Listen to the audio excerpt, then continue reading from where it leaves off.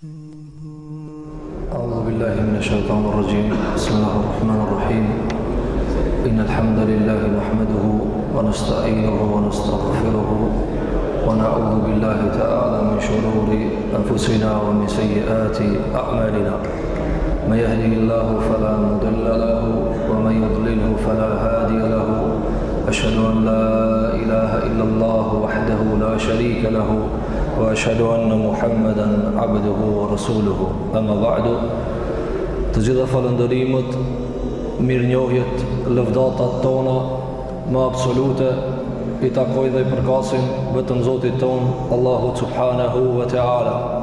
Përshëndetjet, begatia, mirësia e mira e Zotit Gjelle Gjelaluhu qoftë mbi më të mirën e njerëzimit Muhammedin sallallahu alaihi wasallam, bi shokët e tij besnik, bi familjen e tij të ndarshme, bi gratë e tij të pasta dhe të gjithë muslimanët e cilët e ndjekin dhe pasojnë rrugën e tij me të mirë deri në ditën e fundit të kësaj bote.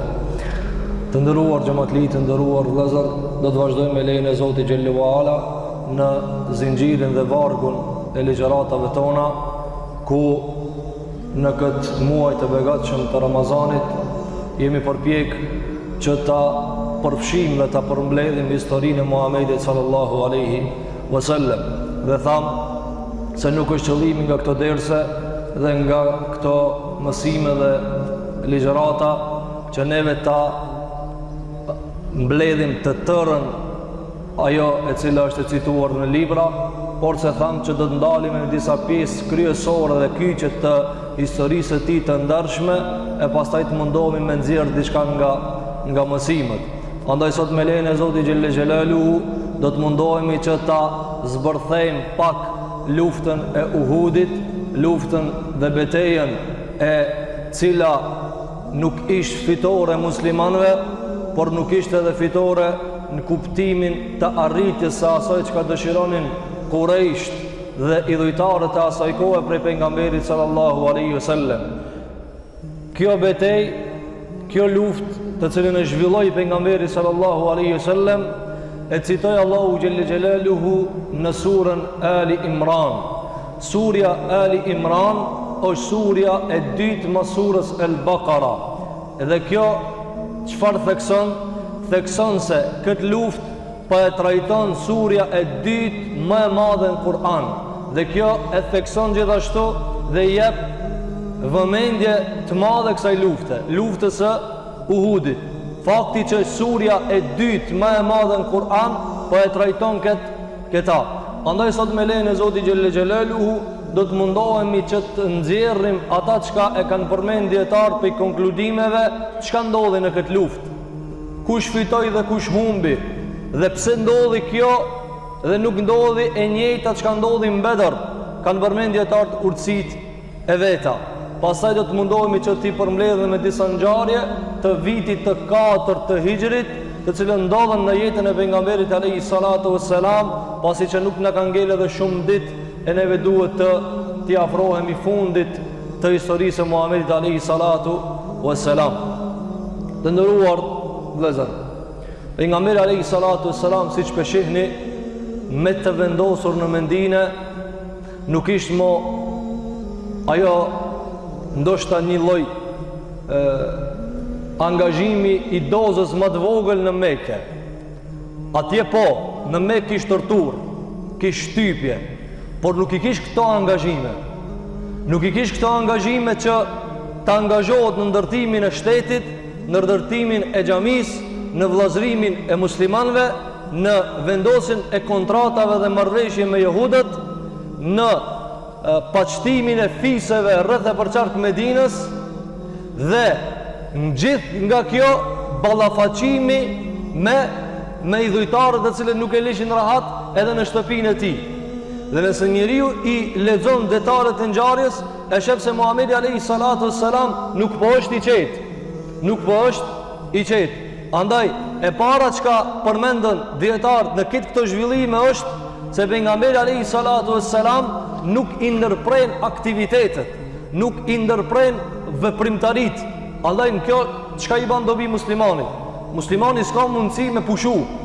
Nuk ka mundësi me morë pushim si jemi mësu neve, apo pushime javore e vjetore, dhe këto janë në të kundërtën e asaj që ka na mëson feja Zoti xhelle xhelaluhu. Kjo nuk nënkupton që njeriu të jetë i fokusuar apo 24 orë. Jo, mos t'i kuptojmë fjalët me bisht. Ti ki me bo gjumin tan, ki me morë pushimin tan, kimi bo edhe muhabetet që ka i ban zakonshme, por sa ato një tjenë në dozat e veta, të izolume në ata që ka e ka merit ajo vepër, por se tjetra tjetë në angazhim, në veprimtari. Shikop Muhammedin sallallahu alaihi wasallam nuk kishte lufta para Bedrit, lufta Bedrit, lufta pas Bedrit, lufta Uhudit, lufta pas Uhudit, lufta Khandekut, pastaj lufta tjetër, pastaj lufta me Quraydhat. Çka po ndodh? A thu, a jemi në një dimension me Muhammedin sallallahu alaihi wasallam?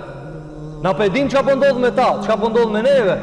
A jemi në njëjtin shtrat dhe në njëjtat rrugti me Muhammedin sallallahu alaihi wasallam? A dhe nga këto ligjërata, kjo është për qëllim ta pasqyrojnë apak, ta nxjerrnë pasqyrë vetën.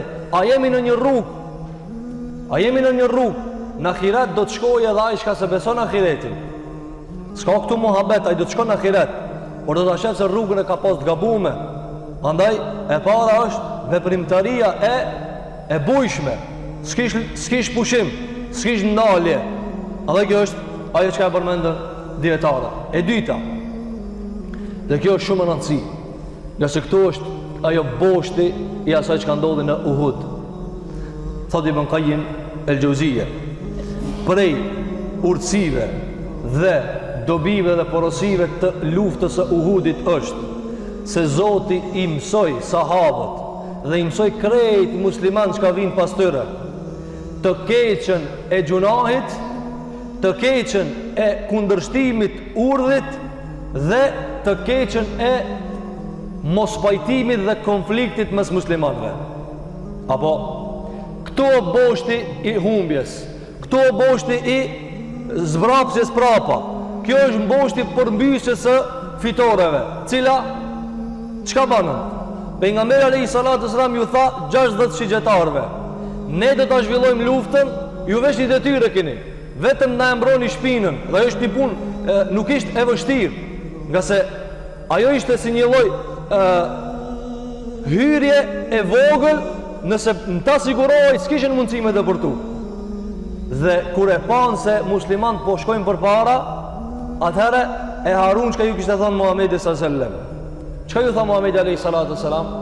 Ju tha, edhe nëse na shihni të fitu, edhe nëse na shihni duke humb, edhe nëse na shihni se shpendët kanë zbritë dhe po na i çarkullojnë kokat tona, ju mos e shloni vendin derisa t'ju thirrë one. Harun. E kur Harun ja u ceki komandanti, tha jo, kena me nejtë këtu se pejgamberi alayhis salam nuk ka pru urdhër. Tha jo vallahi, edhe na kena me shku atje. Kjo çka ju shkaktoi muslimanëve? Kjo ju shkaktoi se kanë t'ia uvra pejgamberin sallallahu alaihi wasallam. Andaj do të Ibn Qayyim el-Jauziyja, Allahu te bareke ve teala na tregoi me këtë se sa e keq është gjunahi. E tash ata e pas kanë kuptuar se gjunahi çka ju ka pru prej pasojave. E neve e kemi kuptuar këtë meselë. A e kemi kuptuar se gjunahi sa i keq është? Sa jemi indiferent kërë që gjunaheve? Gjunah është kjo. Nëse jemi të kategoria që i njofmi gjunahet, nëse si njofmi gjunahet, ajo është një gjendje shumë ma katastrofike, e cila do shërim nga smundja kronike. Po e supozojmë kënë se i dim gjunahet, qëfar ndjeshmërie kemi krahas atyre. Allahu Gjelle Gjelalu nuk toleron gjunahet. Allahu te bareke ve teala është falës, është mëshirus, ata i mëshiroj prapë. Prej mëshirës cila ishte? Prej mëshirës ishte se ata kanë ti shpartalu krejt dhe Allahu Gjellole i largoj. Andaj Allahu te bareke ve teala tha thumme sarafe kum anhum, e pas Allahu ju shpotoj prej tëre. Kishin mundësi krejt me hum, por se Zoti vetëm dhe ishte mi allon një mësim, që shtoa kur të polimizoni, që shtoa kur të keni konflikt ndërmjet veti, që shtoa kur të zngoni. Apo shikon Bedër, 319 me 1000, këtu 700 me 3000, por se dallimet këtu ishin të mobilizum, atje të pa mobilizum, atje fitun këtu humbon. Pse? Nga se asë njani atje nuk I kishte dalë karshi pejgamberi s.a.s. Edhe pse kjo dalë me karshi nuk ishte me kuptimin, me qëllim, me aprish rendin pejgamberi s.a.s. Jo, o do të në shkojnë edhe na që atje të morën pak diçka prej plaçkës. Këtë morën pasurinë na metën. Apo edhe na jemi pjesë e luftës, edhe na jemi pjesë e zhvillimeve dhe bashkëveprimeve me pejgamberin s.a.s. Por se Allahu xhelle xhelalu ju tha, jo, këto konkludimet logjike, këto dëshirat për të fituar diçka nga kjo botë nuk ju arsyetojnë dhe ja kjo është pasoja. Cila është pasoja? 70 të vdekur dhe me një shpëtim shumë skajshëm për pejgamberin s.a.s. Gati me evra, andaj ja thin dhomët, ja thin një pjesë të syrit, këtu gropën, ja qajtën buzën e epërme dhe I hinën 2 hekuj nga ajo helmeta që e kishte pejgamberi s.a.s. ju fut në kokë. Këtë kjo nga mosdëgjshmëria e tyre. Andaj të bëhemi pak më ndjeshëm karshi gjunahit. Pak më ndjeshëm. Çka do të thonë ndjeshëm? Shisat. E afron dorën afër zjarrit e ngrejnë. Apo të ngacmon diçka në sy dhe një pluhur dhe një diçka fillon mu lotue syni dhe me largu ata. Fillon pak zhurma me të ngacmu në vesh dhe fillon mu shqetësuti. Apo një nerv dikun atje mrena fillon me të provoku dhe me të aprishra atia dhe të shka vrap të qetësimi asaj. Apo dhe këtë kjo në aspektin fizik, por në aspektin shpirtëror. Një shikim haram, një lëvizje haram, një veprimtari haram, një biznes haram, një tregti haram. Pasojat janë ndoshta mas shumë viteve ti nuk I ndjen. Ka ardhur kjo tash. Çka bona tash? Unë njëri mirë jam, apo na përzihet neve, por se Allahu xhallahu ala neve na thotë jo. Allahu te bareke ve teala thotë jo, nga se kjo është pasojë e duarve të juve. Ju e keni bërë kështu me gjunahat e juve. Andaj të ndëruar vëllezër, ta shtojmë ndjeshmërinë e gjunahit, se gjunahi na sjell pasoja. Po, pendimi, keqardhja, u bë pishman me të ardh keq se e ke bë. Kjo këtë është lin, po ndonjëherë sa harojna mi bë këto pishmallëke. Harojna apo për shembull në 5 vite, në 10 vite, në sa gjunahe pendomi, banë llogarin të shtëpia, banë bilancin të shtëpia, vendosën një fletor dhe kur je pendu të fundën herë. Edhe që ato shka ti të shkojnë ndërmen se je pendu prej tëre, edhe ato janë të kontestuar e ke bo pendimin mirë. Po sa nuk të kujtohen, sa fjalë të gabume, sa veprimtarit të gabume, sa hati I në përkant I dikujna, krejt këto kanë pasoja. Andë nëse dojna me kuptu pse musliman nuk janë të fortë, nuk janë në atë pozitën që ka duhet, dikush atë bëhë gjuna. Dikush atë bëhë gjuna. E tash dikush thot, mas I kanë atë bëhë dikush aj, unë s'jam qaj. Këta du të me morë si cëli për veti, mos jam unë aj. Apo Sufjan ibn Ujejne, po shvendos në vetëm 1 minutë dhe shumë pak për ta kuptu, si e kanë kuptu, jo sahabët, pa ata që kanë orë ma vonë pak. Si e kanë kuptu gjunaj? Sufjan ibn Ujejne, gjykac I muslimanve, dietar I muslimanve, në kohën e Harun Rashidit. Harun Rashidi e kish një konflikt me një krishter dhe e thiri Sufjan ibn Ujejne. Krijetari s'ka drejt me gjiku vetë. Në Islam s'ki drejt me gjiku vetë me thonë mire ka mune. Kush jeti mirë me të dush me dhirë dikan me të kalzua e ki mirë. Ata I cili e njef punën, ata I Harun Rashidi tha, eja ibn Ujejne, Sufjani tha, gjikoj e punën. Dhe gjikoj se Haruni është gabim, krishterja tamam. Ktheja hakën krishterit. Ja kthej. Dhe shkoj puna, erdh koha haxhit. Dhe e ban Sufjan ibn Ujejne në haxh në Arafat. Në Arafat, Zoti na mundsov me shkel këtë vend dhe me bë haxhin. Shkoj në Arafat dhe tha, o Zot, mos I kthe musliman shkaku I gjunait tem. Mos I kthe musliman shkaku I gjunait tem. Dhe fillu njerëz me thonë, çka ka bë ky? Sufjan ibn Ujejne, njëri prej transmetuesve brenda Buhariut, apo njëri prej kodrave të dijes. Dhe e pyetën disa nxënësa, o hoxh, çka kjo fjala? mos i kthe musliman çka ku gjuna i tëm. Nuk deshti me kallëzu, po insistun. A kështu ata s'dojshin me i zbulu sendet. Po ata insistun, tha njove se kemi na kallëzu. Tha kështu e kom pas një seancë mes kryetarit muslimanëve dhe një krishterit. Thot dhe ende s'jam rahat pi asaj. Thot po qysh gjikove? Thot gjikova ka krishteri. Po thot tamam, ti pas ke gjiku ka është e vërteta. Thot po kam gjiku ka është e vërteta. Po thot para se me prej gjikimin zemra manoj ke ka Haruni. Ndërsa gjikimin e ka bo ka krishteri, po zemra manoj ke ka Haruni. Pra se ki musliman, animin e zemrës ka Haruni, e ka logarit gjuna për të cilin mundet Allahu mi refuzu ketë haqilert mës mja pranu duaja. E tash kjo të na është luksuz, kjo nuk njefët gjuna, hiç numrohet gjuna. Na saher anojna e djali jem se bankta, e vlav jem se bankta, unë e njo vetën, e njo ketë, e njo atë, ti nuk e njef kërkan që shi njef Zoti Gjelle Gjelalu. Andaj Allahu te bareke ve teala ja u zbuloi muslimanëve se ju do njëherë as vetë nuk e njihni. Argument tha minkum me yuridu dunya. Tha për juve ka që e dojnë dunjajën. Andaj kjo është e dyta, ta kuptojmë pas angazhimeve të vazhdueshme të keqen e gjunahit, të keqen e mëkatit. Allahu të mi dal karshim me gjunah, shumë rrezik vallahi. Allahu te bareke ve teala mi dal sot mi dal pushtetarëve sot karshia problem me vosti mendime çka si kohaj, apo edhe në kohën e kaluar ka qenë një, po mi dal Zotit arshit shumë problem është, porse neve na mashtrohemi me zgjatjen e afateve dhe vonimin e dënimeve. Andaj Allahu te bareke ve teala na mësoi në këtë se njeriu gjunahat do e mos do të pagujt me dënim.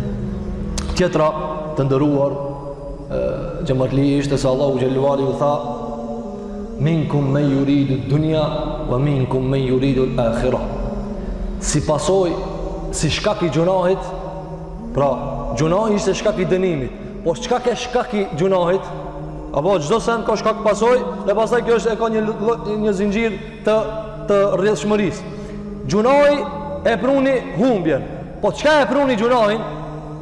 A pse bën njerëz gjuna? Tha Allahu te bareke ve teala, sepse dikush për juve e dashti këtë botë. E tash neve kjo është një lloj mjegull edhe enigme qysh tash as hiç më s'me dash këtë botë. Allahu tha wa minkum me yuridu dunya. Kjo është problemi. Than disa sahabe, wallahi se kena mendu se në Uhud ka dalë dikush me neve çka e ka dash këtë dunja. Dhe mos me pasbri që të ajete unë se kësha besu kur. Po Allah u zbiti ajete. Po për juve ka që jetojnë dunjojë. Andaj dashuria ndaj kësaj bote e shfrenume, e pa kontrollume në vendet ku s'do të me dasht, është problemi madh. E neve kjo çka na jep mësim, apo ata mirë, na thamë, nuk dojna me mendu për ta. Kuptimin, ata janë model. Sahabët e kanë kry misionin. Neve çka na ban dobi? Neve na ban dobi se shumë prej neve s'pedin që pedojnë dunjan. S'pedin. Sahabët po thonë, na nuk e ditëm kush pedosh tash dunjan. Allahu dha pri juve dikush. Nuk i përmeni me emra. Pri juve ka që e dojnë dunjan. E din ato çka e dojnë se kush e dash, apo el ghanimet el ghanime. Thanë vraponi mas ganimetit, 50 veta. Apo dhe kjo i shkaktoi të lashë muslimanëve. Andaj të ndëruar xhamatli, s'është problem me dash këtë botë. Kemi përmend. Nuk është problem edhe me punu për këtë botë, kemi përmend. Nuk është edhe problem me u angazhu me këtë botë, se s'kemi mundësi me dalë për kësaj bote. Problemi ku është? Problemi është se ti dallojnë vlerat. Altan me hekur, ka dallim. Argjend me bakër, ka dallim. Apo kanë dallim gjërat. Diamant me guralet, kanë dallim. E tash Allahu Gjelluala në thot me vlerat mos i përzini. Punonin këtë botë, angazhonin këtë botë, ama ahireti është kryesorja. Bota amshushme është kryesorja. Sidomos kur jeni në angazhim e sipër për ahiret, mos e përzini këtë botë. Në xhami, namaz, në xherim, në Ramazan, në haxh, në vepra të mira, mos u mundon me shti botën. Kur të hish namaz, lej, Allahu Ekber, dunjaja pas. Kur t'jip sadaka, mos janë zën kryjen mësaj. Kur shkojsh në haqë, haroje dunjajën, ke shku tash atje. Në Ramazan, haroje dunjajën. Apo, e kështu në radhë. Andaj, Allahu Gjellu Ala nuk tha, ju ndalni tregtit, ndalni pazarët, jërë. Po kur jeni të punu për akhirat, mos e forcini tash dunjajën. Mos e forcini tash dunjajën. Andaj, Allahu Gjellalu në të regon se do njëherë du të me hulumtu çka na çoj deri te gjunahi. Çka na çoj? Apo dashuria ndaj kësaj bote. Edhe pak vet kisha pas. Këtë mira ma mduhen edhe pak. Po ti çajo çka po duhet tyje, dikush as do të shkoje e do të vdesë s'do ta shohë ata. Apo edhe pak. Dhe tha pejgamberi alayhi salatu wassalam, njeriu nuk e ngop vetëm se dheu. Gjithashtu dietar përmendën se në këta ka një mësim tjetër, e cila është ajo forkimi dhe provokimi i zemrave të njerëzve. Cila është ajo? Sikur Allahu t'ju jepte fitore gjithmonë pejgamberëve. Dhe sikur pejgamberët gjithmonë të fitonte. Dhe sikur Islami gjithmonë të ishte i fortë, s'kishmi me ditë na tash kush është i vërtet dhe kush nuk është i vërtet. Apo kur ka Islami gjithmonë fortë, ka shumë hipokrita mrena, prej frikës, bojnë manovra, bojnë lëvizje brenda nga frika. Atër Allahu Gjellaluhu me urtësinë e ti për dalë në shështë vërtetit çka? Her atyre, her këndej. Her ja vep pejgamberëve, her ja vep të tjerëve. E ndë njëherë këtu njerëzit ju provokohet imani. A thu kur ka me fitu Islami? A thu kur do tjetë i fort Islami? Kur ka qenë i fort Islami, ka pos plot, të cilat brenda nuk janë kontë realt. E tash, kur s'ka forcë Islami, edhe dikush punon me mundësit e veta për Islam, dije që kjo është një shenjë që aje do fejen. Se nuk është i fort, nuk është i fort feja. Kur nuk është e fort feja, dhe nuk janë duke ngadhni musliman, dhe dikush mundohet për fe, dije që aje do fejen. Se s'ka le vërdi, aje realisht është të rreziku me të gjitha. është të rreziku me të gjitha. Andaj shiko Allahu Gjellalu si e bani me urtësi. Her këta fitojnë, her ata. Sikur Allahu të kishë bo veç bedra, apo s'kishim i pasët të qeverit e uja. S'kishë bo veç beder, apo një beder ndodhi, sa u banën? Plot munafika. Abdullah ibn Ubej ibn Seluli, kur e pranu Islami? Me beder. U kry bedra i tha, unë jam musliman pisot. Me pas edhe Uhudi mu pas kon beder, mu pas kon edhe Handeki beder, mu pas kon edhe Tebuki beder. E me pas vazhdu musliman vetëm me bedra, se kishmi dit tash kush është originali, kush është ai cili nuk është original. E Allahu Gjellaluhu e përzin. Hari është je fitore, e hari ban me humb. Andaj shiko, musliman, jo larg dikush të ta tash, hoxha për në shteja tje fella, po. Jo larg, as 100 vjetë që janë bo. As 100 vjetë që janë bo, kër musliman janë konë të fort, janë konë shumë të fort. E dikush po kujton se na do të trajtojna këtë histori sikur kur s'ka ekzistua jo. As 100 që janë bo, kër janë konë të fort. Apo, me ramjen zyrtare. Por dikush po kujton se ka shku kjo dhe zvjenë më kur. E kjo nuk është e vërtet. Sepse Zoti i Gjellaluhu i ka sprovu zemrat. I ka sprovu me dal lloj komunisti dhe lloj diktatori dhe lloj ndjellakeqi për muslimanët, që Allahu Gjellaluhu t'i tregoje muslimanëve, shiko, edhe prej gjuhës t'juve ka dikush ka folë kundër juve. Andaj Allahu nuhut e nxeri Abdullah ibn Ubej ibn Selulin, tha, me më pasgu muhe si shinë ra musliman, po Muhamedi i ngoj të rrit. Qysh kish dalë që ki, si kërë mërës kish do dhe hudi. Andaj jo larkë, Xhamatli, jo larg, as 100 si janë bo. Po dikush mundohet me haru. Andaj mos e harroni dhe përkujtoni se nuk është larg fitoria e muslimanëve. E tash dikush mund të më ngushtu, apo a thu çka po fol tash kë? Po, çashtu çish janë kanë më kthye. Apo çish janë kanë? Me lejen e Zotit Gjellaluhu. Andaj, her këndej për të sprovu zemrat. Sa prej mrena prej muslimanë dhe dhojnë, ja, zvjen ma ajo, jo be haroje këta, ka përparu bota, leti këtë muhabete, leni ju këtë, edhe ata të cilat flasin të njerë dhe prej kondit të ligjërusit, leni këtë muhabete, thot. Qysh milan këtë muhabete? 14 shekuj kanë sunduhe. Apo, andaj ta kuptojmë këtë urtësi të Zotit xhel xhelalu. Na i sprovon Allahu zemrat. Hajta shohim tash kush e do për një me dhe kush nuk e do me të vërtet dhe s'ka besnikrim me Zotin edhe xhel xhelaluhu. Gjithashtu përmendën dietar se prej asaj e cila e nxjerrë në pa lufta e Uhudit ishte dallimi në mes hipokritave dhe besimtarëve.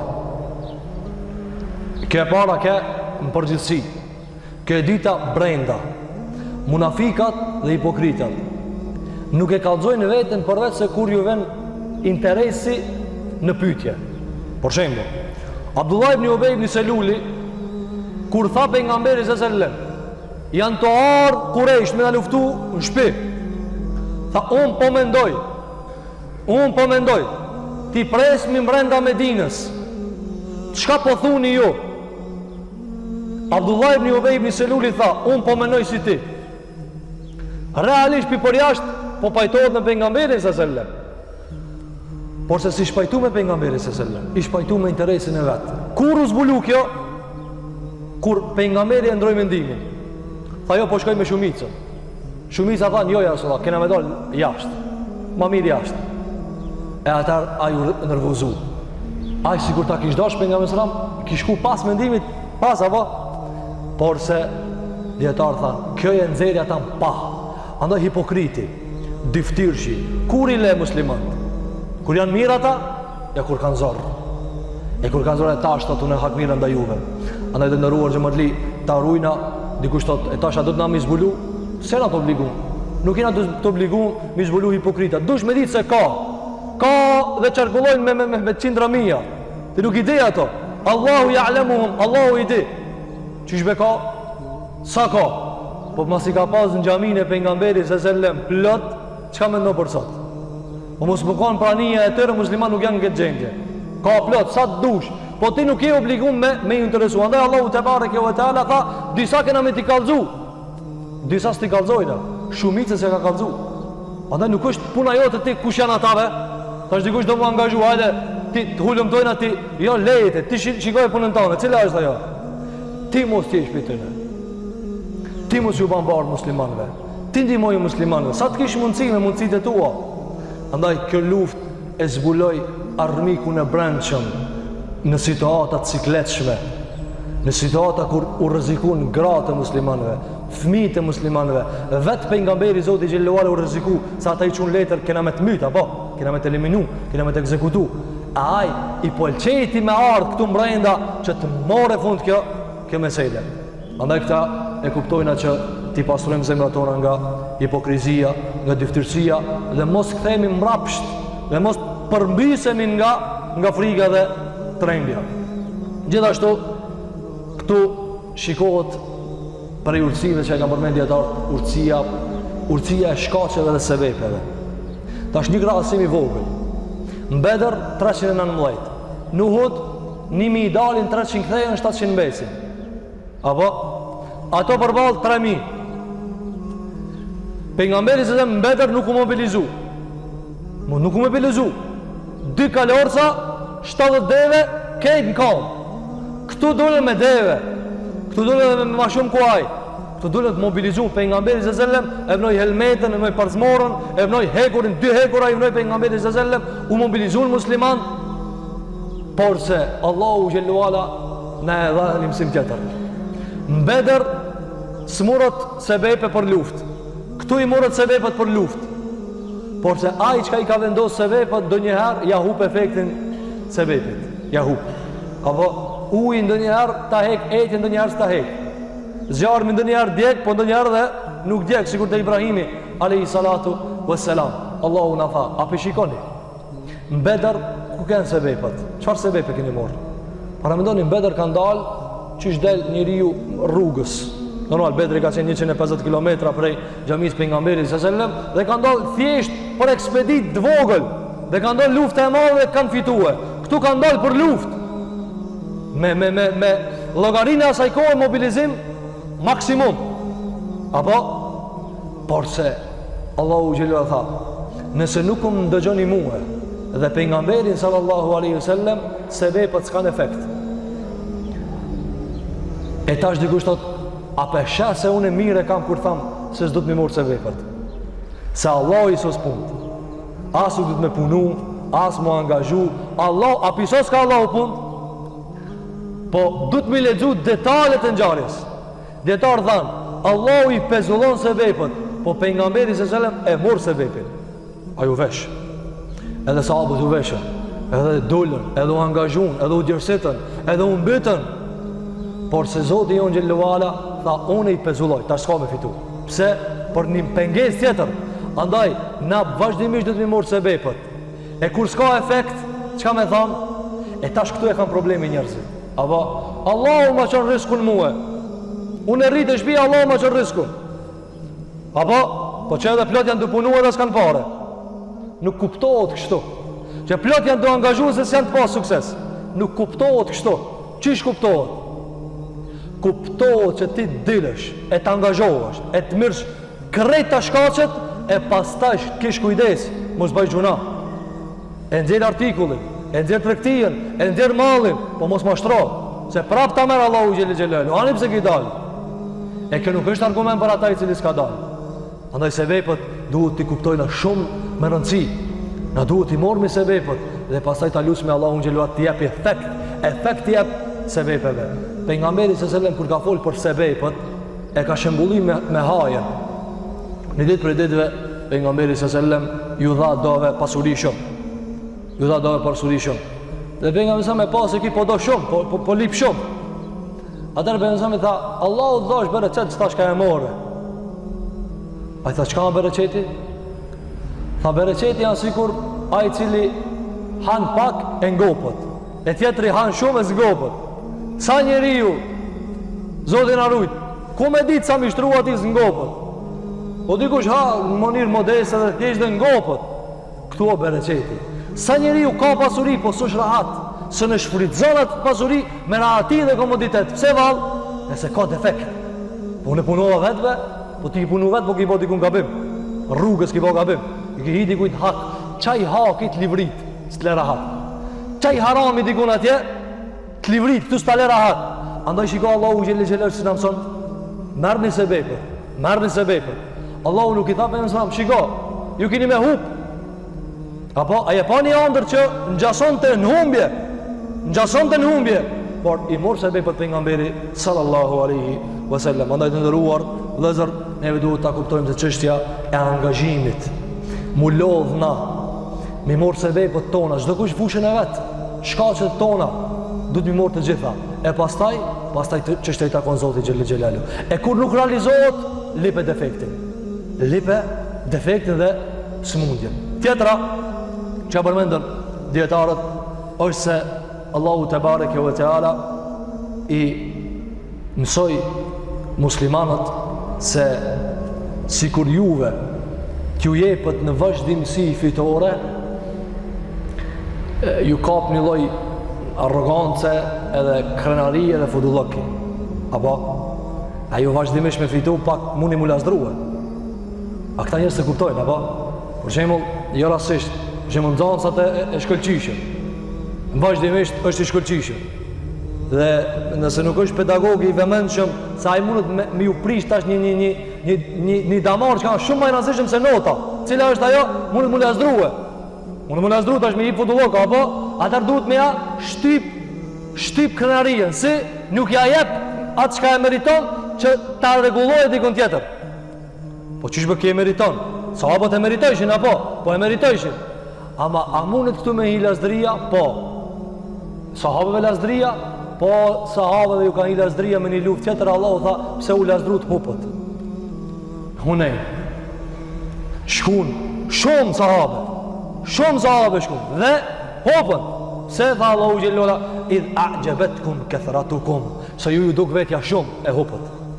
Andaj thanë dietarët, Zotin Uhud na tregoi se nuk na le me fitu sa herë, nuk na le me pas sukses sa herë, nuk na le mu kon ngallnim sa herë.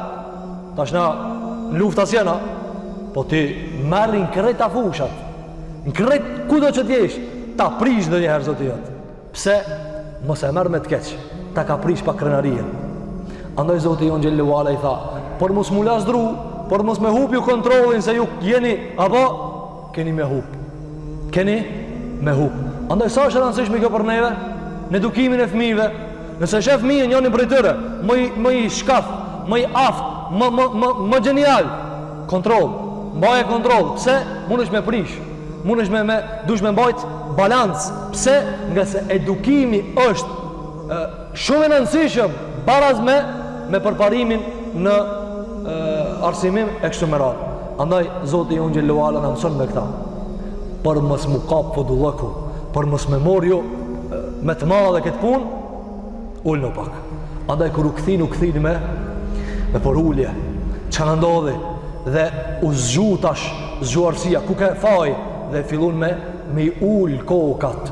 E kjo ullje kokave ishte edukim nga anë Allahu te bareke. Andaj ti ullim kokat. Mos ta gabe fodullakë, mos ta gabe kënaqëria. Na rob të Allahu xhelala. Nëse ki të ka dhënë Allahu një sukses, të ka dhënë Allahu një aftësi, të ka dhënë Allahu një takat, një përparim, një tregti, një biznes prej Zotit e ki. Prej Allahu te bareke ve teala. Ta merr kurdo dhe ta vazhdon kurdo. E jotja cila është? Mu kon modest, mu kon i thjesht, mu kon njëri i zakonshëm. Nga se me Allahu te bareke ve teala nuk shkon me fodullak. Gjithashtu ka përmendur dietarët se Allahu te bareke ve teala na mëson nëpërmjet kësaj ngjarjeje se kriminalët, zullumçarët, fesadgjit, sikur Allahu mos t'i mundson disa shkaqe, ata nuk e shfaqin zullumin. Apo si? Pejgamberi sallallahu alajhi wasallam dul në Uhud, u përgatit dhe tha na kena me dalë atje dhe e ngriti tonin e luftës, betejës. Dhe kjo ja provokoi edhe më shumë kurajshve i natin, apo edhe kjo mobilizua, apo se sikur ata të kishin mendu se pejgamberi po dorëzohet tash, apo ndoshta pastaj kishin ardhur më vonë njerëz të mirë. Jo bëna se kena pas për çdo investisos me do muhabete. E Allah për ta nxjerr kriminalin në pa, zullumin e zullumçarit në pa. Çka e ban? E ban që këta mos me shlupe e kita kallzoje çka ban. Por me pa qartë i coptun edhe të vdekurit e muslimanëve. Apo, su mjaftun me i vra. Su mjaftun me i vra. E ke vra, u kri. Që është luft. E vrajt e shkove. Jo. E coptun Hamzën copa. Kjo çka argumenton? Se këtu del zullumin pa. Sa shkon njeri në zullum? Sa mrin? Apo, njërës normale në luft, mësë më kanë si kur që janë luft. Por se masakër, coptim, kjo një lloj krimi i madh.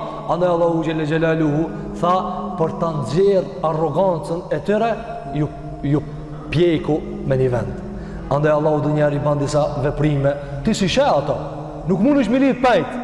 Ku ashtu lidh kjo ngjarje? Por se Zoti jon te bareke ve teala dëshiron që të nxjerret në pa një krim, një zullum, një fesad, e ti thu, a dhe kjo e ban qëta? A dhe kjo e ban qëta? E Allahu Gjellewala i ban me urcit e veta të gjëra. Gjithashtu, Allahu te bareke ve teala ka përmend në surën Ali Imran edhe shumë prej sebepeve të cilat janë mësime të luftës së Uhudit, përse neve nuk kemi mundësi që t'i përmendim të gjitha, nga se thash neve vetëm se jemi afru edhe fundit të ligjeratave dhe në këto ditë të fundit të Ramazanit duhet të përfundojnë historinë e Muhamedit sallallahu alaihi wasallam. Natyrshëm na kanë mbajtur edhe shumë betejë, s'do të kemi mundësi të flasim për të gjitha, por do të fokusohemi dhe përqendrohemi në betejat më të rëndësishme. Ndër betejat më të rëndësishme që vjen pas kësaj e që do t'i kushtojmë një ligjërat të tërë është beteja e Khendekut. Hendek i dhojnë apo gropës të madhe, pengesës së luftës së emirët si lloj rove e kështu me radhë. Kjo luftë është prej luftave gjithashtu e cila ka zbrit një sure e tërë për këtë luftë. Në këtë luftë është tue kriza e muslimanëve. I kanë ardhur nga tëna anë. Andaj është një grumbull i ngjarjeve, pastaj lufta e Hunenit, lufta e Tebukit, lufta e Mu'tes, e kështu me radhë prej luftave deri te vdekja e pejgamberit sallallahu alaihi wasallam. Këtu normale kemi një historik të madh, por se do të mundohemi që ti ngjeshim ngjarjet njëra me tjetrën që të jetë më kompletuar e vargu i ligjëratave. Pas luftës Uhudit çka ndodhi? Tash do t'i çojmë ngjarjet deri te Handeku. E në Handek pastaj vazhdojmë. Pas ngjarjes së Uhudit ndodhi një ekspedit tjetër e pejgamberit sallallahu alaihi wasallam. Edhe ajo quhet ekspedita Hamraul Asad. Pejgamberi alayhi salatu wassalam shtunën dul në Uhud, u kthi natën. Nesrit mëngjes thiri për ekspedit diellën. Dhe tha, kush ka qenë në Uhud, le të vjen me mua. Disa thanë, edhe na, tha jo. Edhe na të vim, jo, veç kush ka qenë në Uhud. Kjo çka argumenton? Se s'ki mundësi ta merrësh vlerën e një vepre madhështore duke ardhur me morr atë kajmakun e veprës. Jo se këtu nuk kish luftë, por se ishte një lloj kurorëzimi i fuqisë muslimanëve. Fillun arabët me fol hupën musliman. Fillon jehudët me than hupën musliman. E në këtë rast pejgamberi s.a.s. deshti me tregu se s'është ashtu. Çka bani? I mbledhi krejt që kanë në Uhud. Dhe dul në një vend të quajtur Hamraul Aswad. Çka bani këta? E përcjelli se ka po shkojnë Kurajsht. A janë këthi apo dojnë mu këthi përzditi, mu rëkthi? Pejgamberi alayhi salatu wassalam ja dha flamurin Alijës radiallahu an dhe dul në këtë ekspedit. Allahu te bareke ve teala e kishte mësuar pejgamberin sallallahu që edhe kur ta humb kuptimin luftën, por edhe kur të fiton, qëndron pak në fushën e betejës. Nëse ju kujtohet në luftën e Bedrit çka boni? A e fitoi luftën po? Edhe 3 net ka nejt aty. Pse? Kjo ishte për t'i tregu armiku se si jemi lodh fare. Realisht ka lodhje, por se këto janë manovrat luftës. Apo? Dhe armiku nuk e di tash realitetin, a janë lodh as janë lodh. Ti duhesh mi tregu atij se nuk je lodh dhe ti je i fortë. Andaj pejgamberi alayhi salatu wassalam shkojnë në këtë pjesë të Medinës. Jashtë Medinës, Hamraul Aswad, dhe e murvesh Ebu Sufjani. Qëndroi këtu 3 ditë. Pejgamberi alayhi salatu wassalam dhe kishte disa shkëmbime të muhabeteve mes Ebu Sufjanit dhe muslimanëve. Ebu Sufjani u ndal dhe tha, muslimanët pasi kanë shku në Medinë janë këtu prapë. A të shkojmë edhe njëherë të shpartallojmë apo jo? Dhe mes bisedave vendosën që nuk është kusht për, nuk janë kushtet për me luftue. Andaj u kthim prapa. Dhe kjo ishte që t'ju jepet mesazh rreth e përçark medinazve që s'kemi lëshupe dhe nuk jemi të likshtuar dhe nuk jemi të psuam në disfat. Andaj kjo quhet ekspedita e Hamraul Aswad. Pastaj çka ndodhi? E çoi pejgamberi alayhi salatu sallam në vitin e 4 të Hijrit Ebu Seleme në një ekspedit të një fis i cili ishte rebeluar. Dhe prej tyre ishte një njeri i cili kishte thënë se unë kam marrë vesh me Muhamedit sallallahu alaihi wasallam dhe kam i çarruar sapo. Kjo kishte emrin Tulejha ibn Khuwailid al-Asadi. Dhe tha, nëse Kurajsht kanë dështu, unë s'dështoj. Kështu ja u mirë këmendja të rëshpesh. Apo, pasaj të qovmi në Khendek, fisi Ghatafan, e të të mbledhen 10.000 Arab për me vra Muhammedin s.a.s. borse të dështum. Ky tha, unë e kry këtë punë. E Muhammedi a.s. nuk e zmaloj këta, këse e din të sa ka kush sa takat. Dhe kjo është prej vëzhgimit të hatashën për nga mberi s.a.s. Kura erdhe Abu Sufjani tha dalmi. E këty pse nuk i tha dalmi? Këse ja dit të fuqit. I din komandanti kush sa ka mundësi me luftue. Ja dha Ebu Selemes 50 ushtar dhe tha shko dhe hinju mrenda. Dhe hinë depërdo mrenda atje.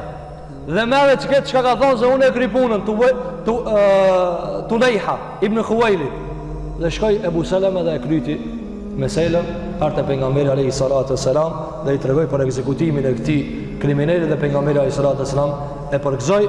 Pas kthimit Ebu Seleme ndron jetë dhe pejgamberi sallam ban lutje për Ebu Seleme, një shok i tina, e që pastaj kur vdes ky bashortja e tij mbetet e vej e kjo bashkëshortja e tij Ummu Salama bëhet bashkëshortja e pejgamberit sallallahu alaihi wasallam. Ka thënë pejgamberi alaihi salatu wassalam, Allahumma ighfir li Abi Salama, o Zot fale Abi Salaman, warfa' darajatahu fil mahdiyyin, dhe rritja darajat dhe shkallët dhe pozitat te Allahu te bareke ve teala. Pas kësaj ndodh një ekspedit tjetër në muajin Muharram të vitit të 4 të Hijrit. Sa për njoftim, në vitin e 4 të Hijrit s'ka pas luftë përveç se ekspedita. Pra ka qenë një lloj rrimarrje e forcave të muslimanëve, rikthimi i forcave. Pra një vjet kanë pas hapësirë që të marrin dhe t'i kthejnë motivet e veta për të përgatitur për vitin e 5. Ata se kanë ditë që ka me ndodhë luft, por që Allahu gjele kështë i ka përgatit. Andaj viti 4 nuk ishtë luft, po kishë kësi ekspedita. E qënë pejgamberi alayhi salatu wassalam një sahabi tjetër, Abdullah ibn Unais. Ku e qënë? E qënë të një tjetër Arab, i cili e kishtë emrin Khalid ibn Sufjan el-Hudhali. Gjithashtu kishtë mbledh këfise për ta luftu pejgamberin sallallahu në Medine. Shkon Abdullah ibn Unaisi dhe i shpartallon. Dhe kur shkon atje ata i kanë ditë ato lëvizjet në përshkretira, janë shpërndarë në përshkretira dhe të parin e ka ekzekutue dhe të gjithë tjerët janë largue. Dhe pejgamberi alayhi salatu wassalam i ka thënë aflahal wajhu, e ju ndriçoft fytyra e kështu me radhë. Pastaj ka ndodhur një tjetër tragedi për pejgamberin sallallahu alaihi wasallam në vitin e 4 të Hijrit, e cila quhet ekspedita Er-Raji'ut.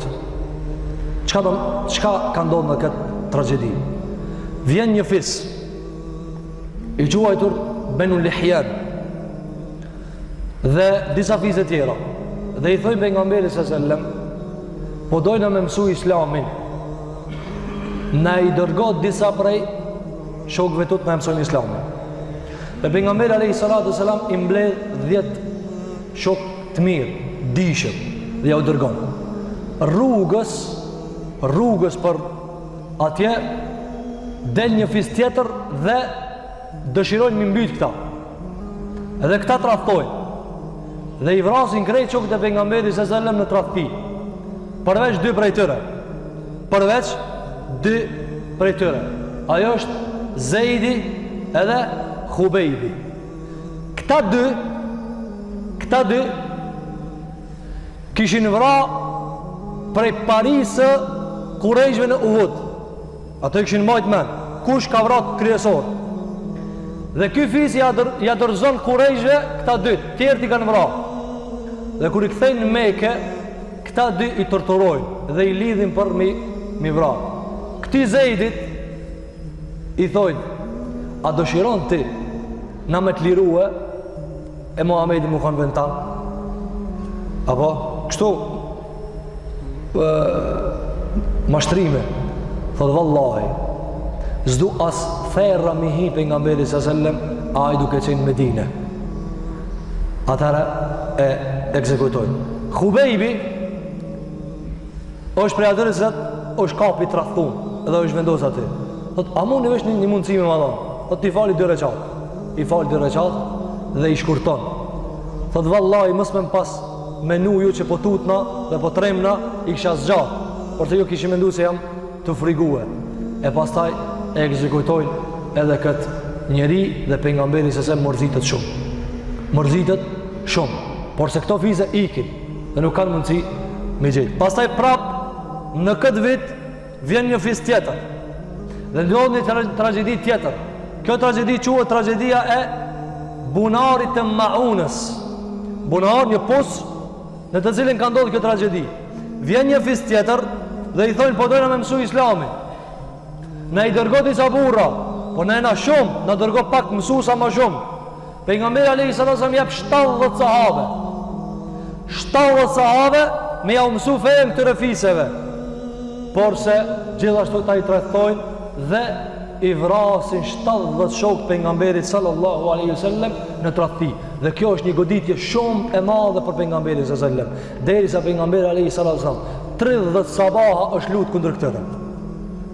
30 mëngjesa namaz është lutë kundër këtyre për tragedin që e ka bërë pejgamberit alayhi salatu wassalam. Dhe kjo këtë çka ishte? Një stërvitje për ata që ka marrë dhe më e madhe. Stërvitje për ata që ka marrë edhe më e madhe. E në këtë tragedi, njëri prej shokëve të pejgamberit sallallahu alaihi wasallam i gjen dy njerëz të fisit të cilët i kishin vrarë 70 sahabe të tradhti. Keni parasysh? 70 sahabe janë vrarë në tradhti. Dy veta i gjen një sahabe të atij fisit që i kishin vrarë shokët e vet. Por se këto dy veta nuk e kishin bërë veprën, po ishin çati fisi. Në të kaluarën, veprat e një fisi i mirëte edhe ata tjerë. Pra, me gjak shkoj kjo punë, këtë familja. Atëherë ky e kap muevi dhe i ndal ato dhe i vret. Por se pejgamberi sallallahu alajhi wasallam kishte marrëveshje me to. Gaso ishin rreth Medinës. Atëherë jehudët dëshirojnë me shfrytzu këtë pikë. Shkon pejgamberi sallallahu alajhi wasallam dhe i thot: "Bi'sa ma fa'al." S'është dash këtu me veprue. A e di se mbesi kemi pas këta? Po thotë ja Rasulullah, ato i kanë vrarë 70. Po thotë me ata mirë mi vesh ndryshe, por këta s'kan qenë prej atyre. Këta i kemi mbes, thotë tash do të mi pagujt. Dhe shkon pejgamberi sallallahu alajhi wasallam te jehudët. Dhe thot: "Në marrëveshje kur kemi ardhur në Medinë, çka kemi shkruajt? Që të vrarët apo çka i kemi gabimisht dhe nuk i kemi urdhëruar prej anës time, thot duhet me mnimu për mi pagujt." Ata thonë po, ullët qëto. Kjo është fisi Benu Nadir. 3 fise kryesore: Benu Kajnuka, Benu Nadir, Benu Kurejda. Këta Kajnuka shkun, i përzuni për nga me nësat. Ta është ka met Benu Nadir. Këtu e kishin ata fundin. Pasa vjen edhe Benu Kurejda pas Hendeku. Dhe i përzat të gjithë për nga mberi sëselle. Te Benu Nadir, shkon për nësat, thot duhet në ndihmu me pasuri për me u shpagu gjakun këtyre dy burrave të cilët janë vra jo me lejen time. A nuk i tha për këshire, ti mësi je musliman për ta falme. Nuk shkoj kjo pun kështu. Shkoj dhe u ull. Thanë prit. Jehudët hinën mrejnda. Thanë, kjo është mundësia e artë me vra Muhammedin s.a.s. Kjo është mundësi shumë e madhe. Kush po ngritet nalt, nëse ishin pallate, kush po ngritet nalt dhe me ashlu një shkambe dhe me morë fund. Atër pejgamberi s.a.s. njoftohet nga ana Gjibrilit se këta po dojnë me vra. Kur kishte shku te Benu Nadir, ishte Abu Bekri, Omeri, Aliu dhe shumë prej sahabeve. Atër pejgamberi s.a.s. lemrohet dhe largohet. Kur dalin sahabët, thonë ja Rasulullah, ku shkove? Thotë më tregoi Gjibrili se dojnë me vra.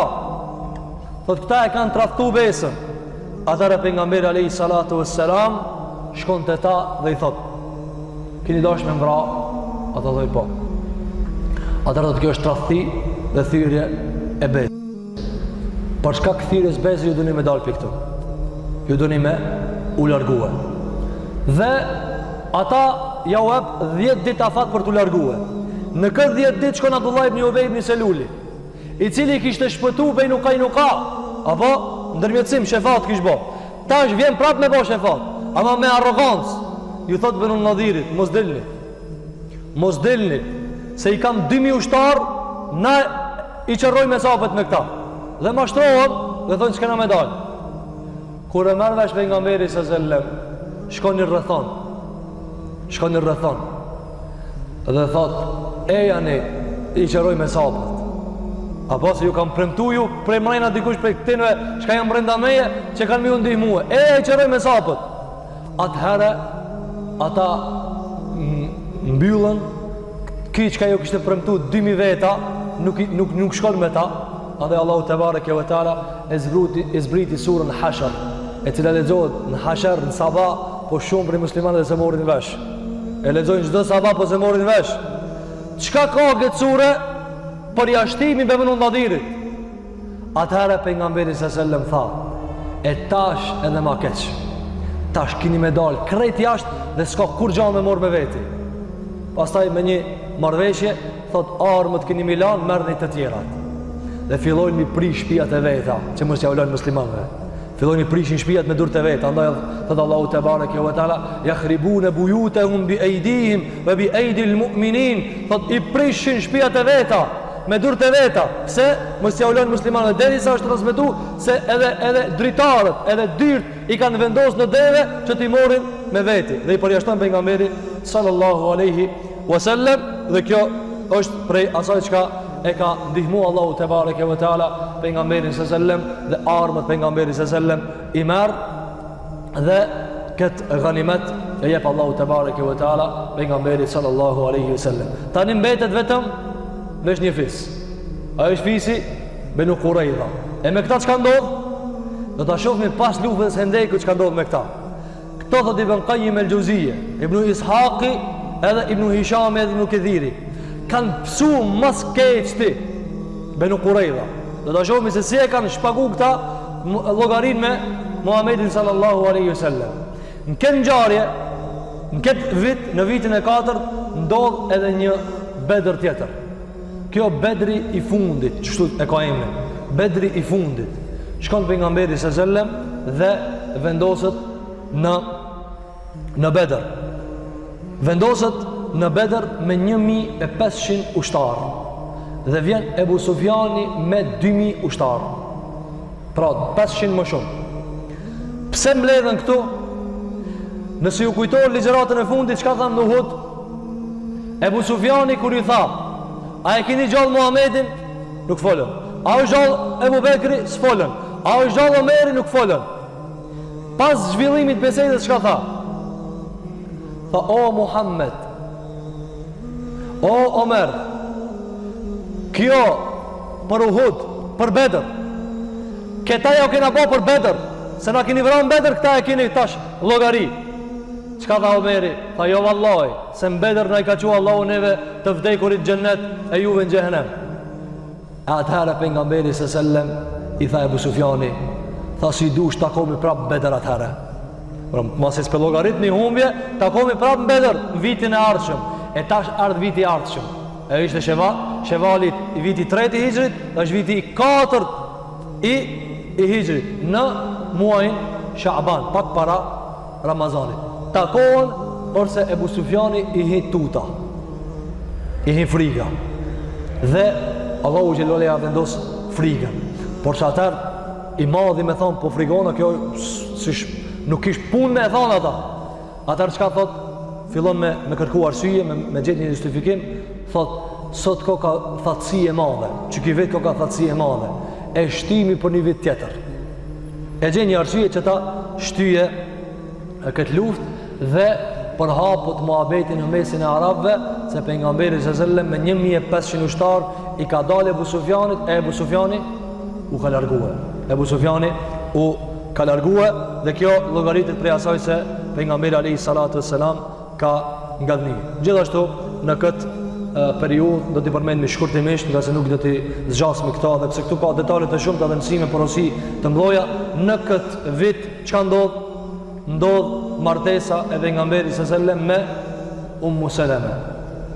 Pejgamberi sa kur vdes Ebu Salama i thot grozvet sabër, durim, se ndoshta Allahu ta zëvendëson dikan më të mirë.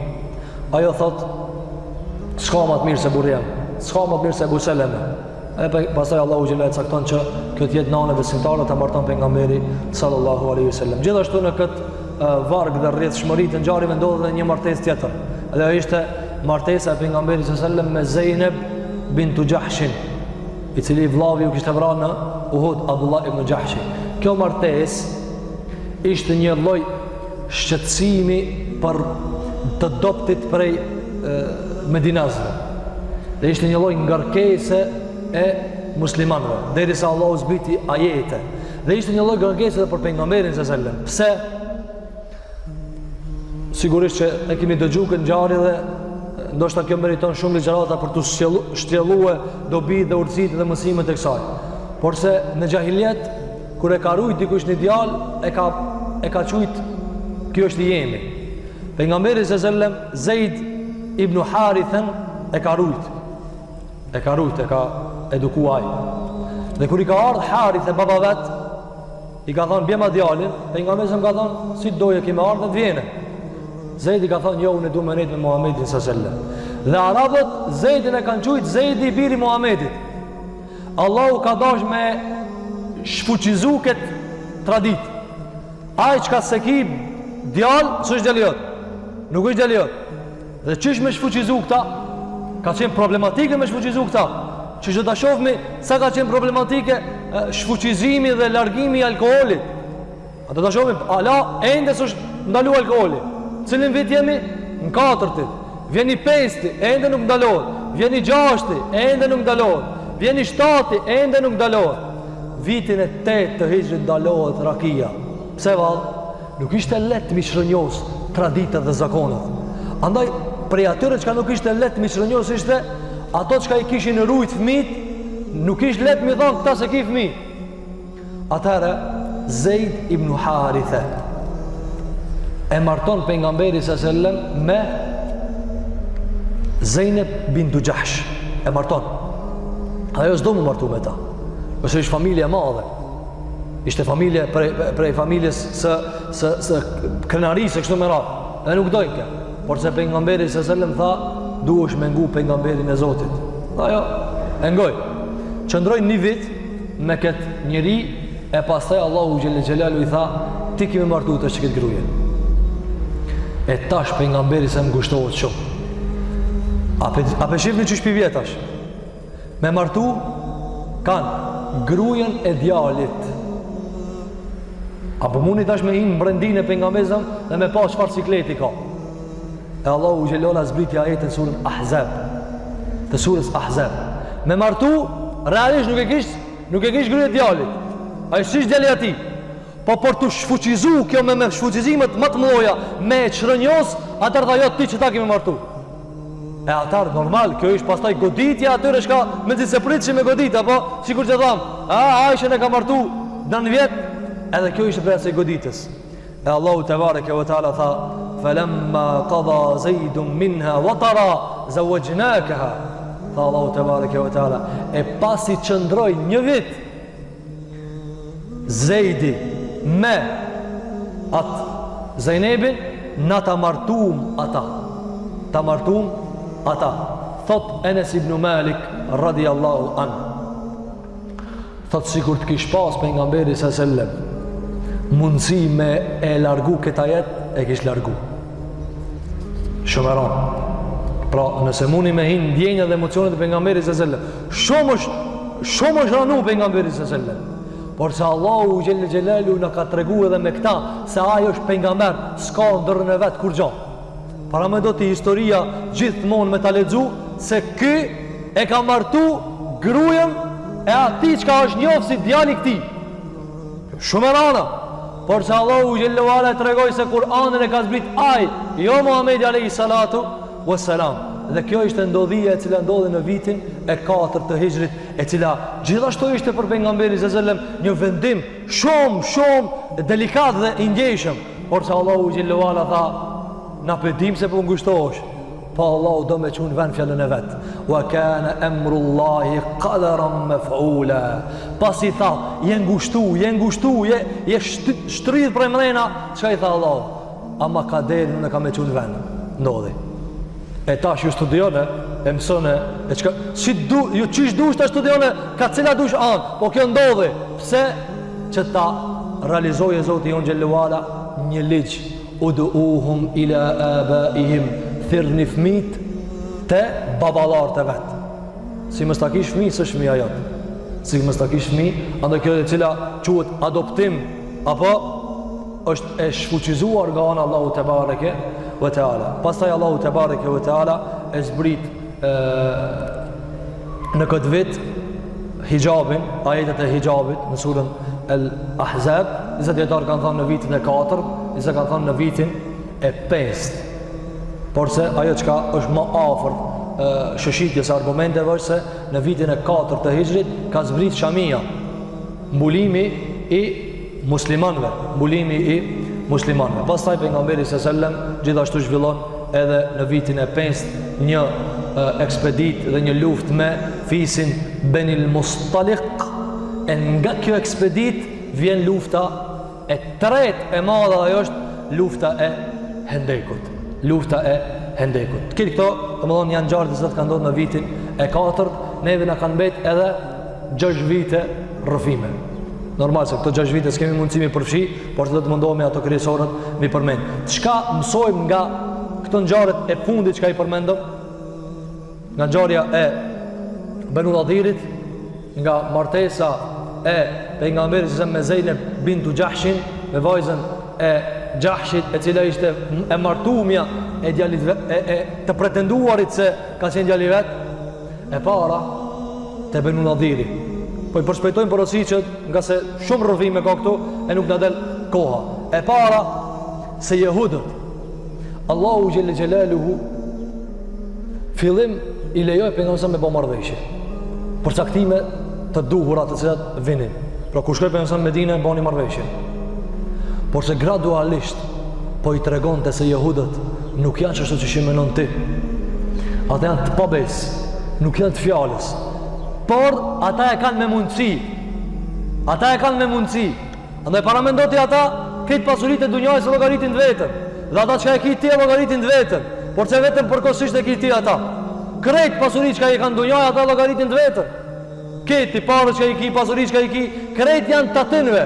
E pse i ki tash, qashtu ka qëllue, po, ata do të kthejnë. Do të kthejnë. Apo, Allahu xhelala i thëke pejgamberit se shiko kush janë këta. Shiko kush janë, walan tarda anka al-yahudu, walan nasara. I tha Allahu xhelala, kur nuk janë të kënaqur me ty jehudët. Kur? Bejnu Qainuqa, Bejnu Nadir, Bejnu Quraidha, vetëm e pritsin momentin. Do ta shohim edhe Bejnu Quraidha si dojnë me vrapë pejgamberin sallallahu. Andaj ta kuptojmë ta tradhtin e jehudëve, tradhtin e atyre të cilat Allahu i ka thënë tradhton nga se dikush apo sikletahot për kësajna, apo hoxha tash më na shpjegon për tradhtit e njerëzve. Tradhti që i ka thënë Allahu tradhtar. Tradhtar i ka thënë Allahu xhelal ala këtyre dhe na duhet të drejtojmë si të tillë. Dhe tjetra se Allahu xhelal xhelaluhu te mësimi i martesës me Zeynepin, Allahu nuk ja ka këshirë emocionet pejgamberit sallallahu kur ka ardhur ligji i vet. Apo a nuk i tha tash çish me ngushtu pejgamberin të? Çish me e bë? A ka mujt Allahu ndryshe me e bë? A ka mujt? Me thonë, dil, lexoja ajetet se fëmijët çka i keni adoptu, si janë fëmijët e juve. A ka mujt? Po pse ndodhi kjo? Po Zoti do të më dha mësime.